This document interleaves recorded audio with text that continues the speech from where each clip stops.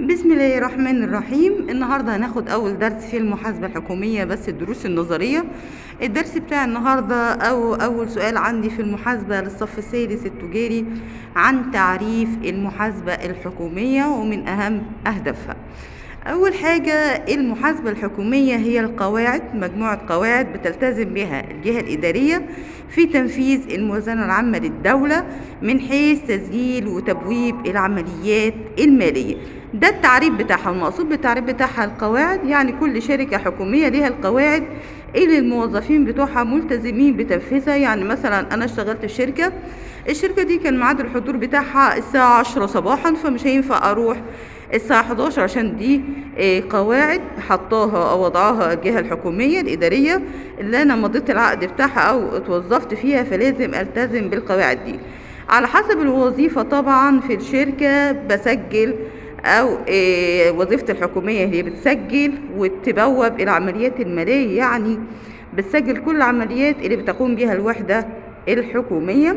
هنيجي الحاجة النقطة الثانية، عندي أهداف المحاسبة الحكومية. عندي هنا 5 أهداف المحاسبة الحكومية. لو انت شايف هنا معايا كاتبة ر ت ت، هي دي الأهداف بتاعي. ومن أفضل وسائل الحفظ إن حضرتك تربطها بحروف.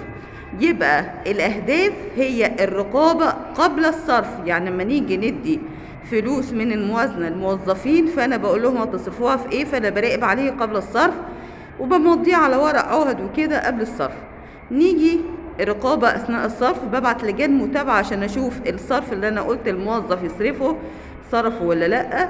ورقابة بعد الصرف لما يجي الموظف يصرف كل البنود اللي أنا قايله له عليها، فأنا بمضي الموظفين وبشوف التوقعات، وعن طريق ده ببتدي أرشد المصروفات عشان ما يحصلش إهدار للمال العام في المصروفات. يعني مثلا جهة حكومية محتاجة 5 مليار صرفت منها 4 مليار، يبقى أنا كده رشدت المصروفات ووفرت معلومات. توفير المعلومات عشان لما اجي اعمل الموازنه الماليه الجديده هديله الحسب الصرف اللي هو صرفه.